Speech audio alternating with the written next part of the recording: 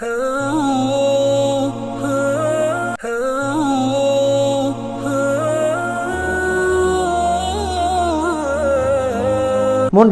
அல் மஸ்ஜிதுல் அக்ஸா ஷேக் முஹம்மது சலீம் ஹபிதுல்லாஹ் இந்த உம்மத்துக்கு அல்லாஹ் நிம்மதியான சந்தோஷமான பாதுகாப்பான இடம்பாடான வாழ்க்கையை கொடுப்பதனால் அதுக்கான வழி உம்மத்துடைய சீர்திருத்தம் என்ற தலைப்பில் ஹம்சரவாத்தா கூட சொல்லினால் அல்லாஹ் உங்களை பூமியில கலீஃபாக்களை பிரதிநிதியாக்கியிருக்காங்க 565 சொன்னார்கள். அதே போன்று அவர்கள் எப்படிப்பட்டவர்கள் அவர்கள் பூமியில் இடம்பாடான வசதியான வாழ்க்கையை கொடுத்தால் தொழுகை நிலைநாட்டுவார்கள், ஜக்காத்து கொடுப்பார்கள், நன்மை ஏவுவார்கள், தீயை தடுப்பார்கள். அவர்களுக்கு தான் சிறந்த அல்லாஹ் பக்கம்தான் அனைத்து காரியங்களுடைய முடிவும் இருக்கிறது. ஹஜ் 41வது வசனத்தை ஓதி அதே போன்று முஸ்லீம்களே பொதுவாக கொஞ்ச காலம் வாழப்போகிறோம். ஒரு மனிதர் கண்ணியமான அதாவது ஒரு மனிதர் யார் சொல்லலாம் எங்களுக்கு ஒரு நிம்மதியான ஒரு நாள் வராதா என்று கேட்டார். சோதிக்கப்படக்கூடிய காலங்கள் சொன்னார்கள். கொஞ்சம் காலம் பொறுங்கள், கொஞ்ச காலத்திலே வந்துவிடும். எந்த அளவு ஒரு மனிதர் பெரும் கூட்டத்துக்கு மத்தியிலே அதாவது கைகளை கோர்த்த வண்ணம் அமர்ந்திருப்பார். அவருக்கு எந்த விதமான அவருக்கு ஆயுதமும் தேவைப்படாது. பாதுகாப்பு அந்த அளவு பாதுகாப்பான காலம் கொண்டு வரும். முஸ்லீம்கள் மேலே எப்பொழுது நிம்மதியான சந்தோஷமான வாழ்க்கை அவர்களுக்கு ஏற்படும் என்ற அந்த அர்த்தத்தை வாக்களித்தார்கள். அதே போல் அல்லாஹ் சுப்ஹானஹு வ தஆலா ஈமான் கொண்டு சாலிஹான அமல் செய்யக்கூடிய ஒரு பூமியிலே கலீஃபாவாக்குவான். அதே போல் நிச்சயமாக அல்லாஹ் கலீஃபாவாக்குவான். உங்களுக்கு முன்னால் உள்ளவர்களை பிரதிநிதிகளை கலீஃபாக்களை போன்று அதே போன்று அவர்களுக்கு அல்லாஹ் பொருந்தி கொண்ட உண்மையான மார்க்கம் இஸ்லாத்தை பின்பற்றுவதற்கு அல்லாஹ் வசதி வாய்ப்பை ஏற்படுத்துவான், இலகுவை ஏற்படுத்துவான்.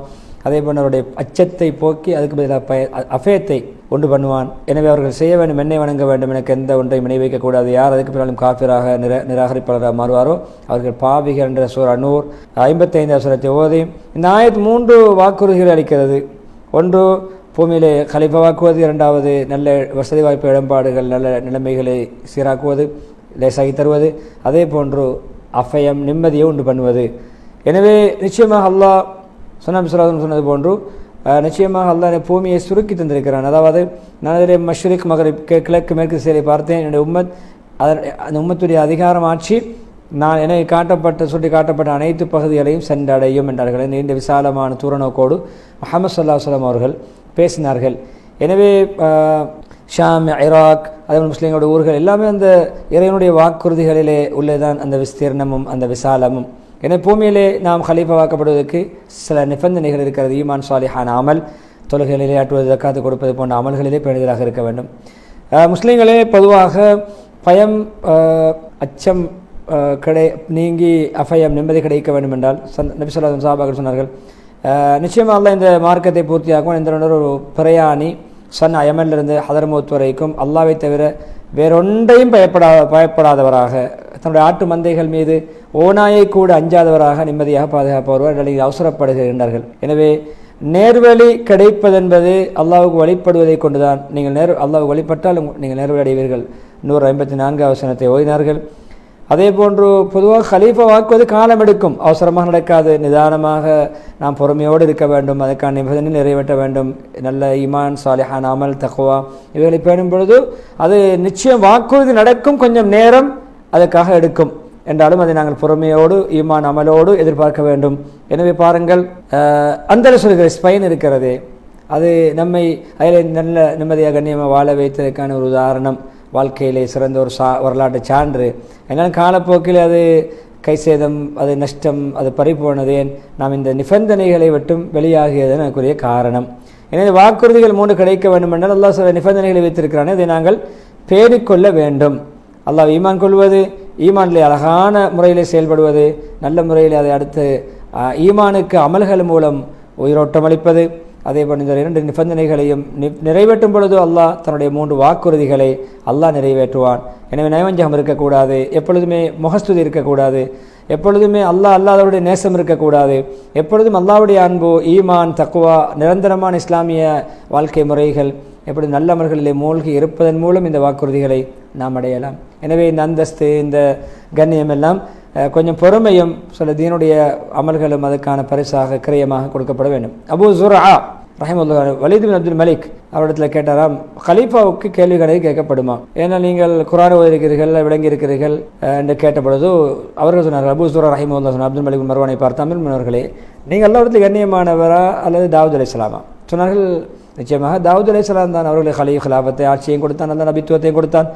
ஆனால் அப்படி இருந்தும் கூட யார் கலீஃபாவிடம் சொன்னார்கள், நீங்களா தாவூத் அலைஹிஸ்ஸலாம் கண்ணியமானவர். ஏனென்றால் அல்லாஹ் அவருக்கு நபித்துவத்தை சேர்த்து கொடுத்தான் ஆட்சியோடு. பின்பு அல்லாஹ் குர்ஆனிலே எச்சரிக்கை செய்கிறான், தாவூதே அதாவது இந்த ஜான்னா ஹலீஃபா பூமியில் உங்களை ஹலீஃபா ஆட்சியாளர் ஆக்கியிருக்கிற மக்கள் மத்தியில் உண்மையாக சத்தியமாக நீதி நேர்மையாக நீங்கள் ஆட்சி செய்யுங்கள், மனோச்சையை பின்பற்ற வேண்டாம். அப்படி மனோச்சையை பின்பற்றி விட்டால் உங்களை அல்லாஹ்வுடைய நேர்வழி விட்டு உங்களை வழிகெடுத்துவிடும்.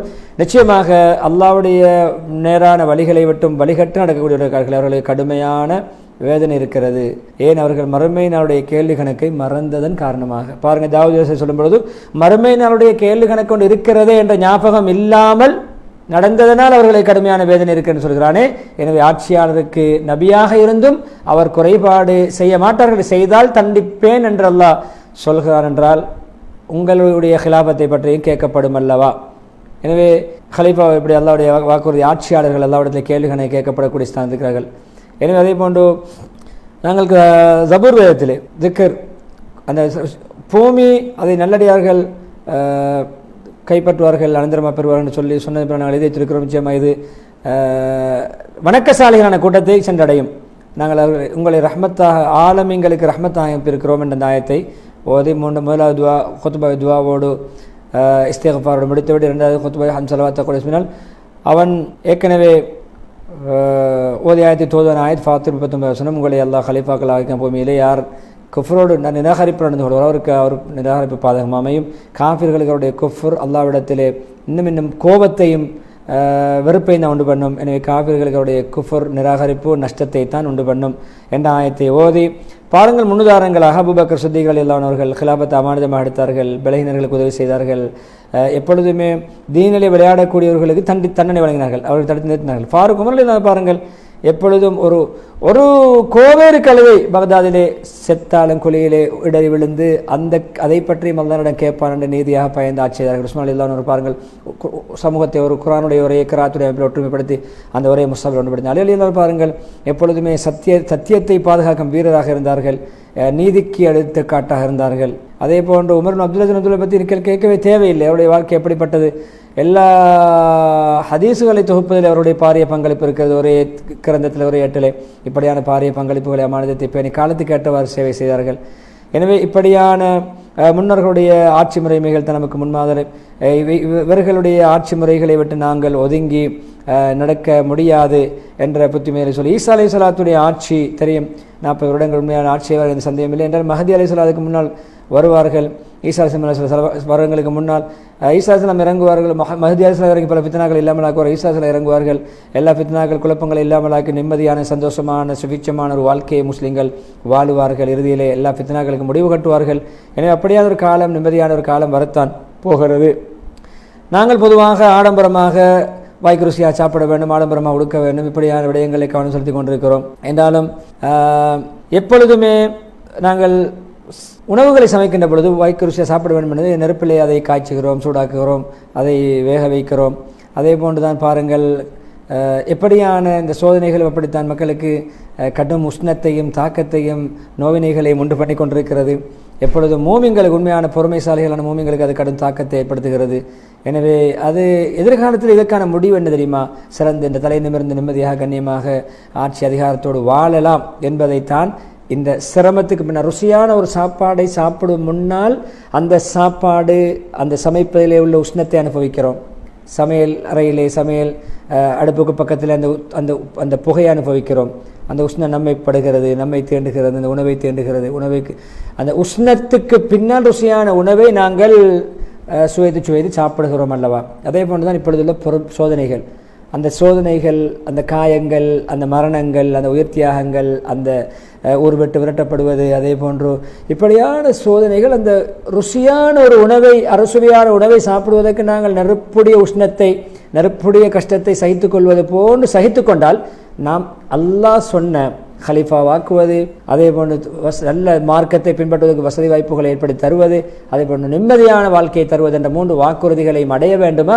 நாம் கொஞ்சம் உணவு பதார்த்தம் இப்படி நெருப்புக்கு முகம் கொடுக்கிறதோ அதுபோன்று இந்த சோதனைகளுக்கு நெருக்கடிகளுக்கு முகம் கொடுத்து கொண்டிருக்கிறோம். நிச்சயம் அந்த அறுசுவையான உணவை நாங்கள் அந்த உணவை சமைப்பதற்கு செய்கின்ற தியாகம் போன்று, அந்த புகை அனுபவிப்பது போன்று, உஷ்ணத்தை அனுபவிப்பது போன்று அனுபவித்துக் கொண்டிருக்கிறோம். நிச்சயம் ஒரு விடிவு வரும், நிம்மதி வரும்.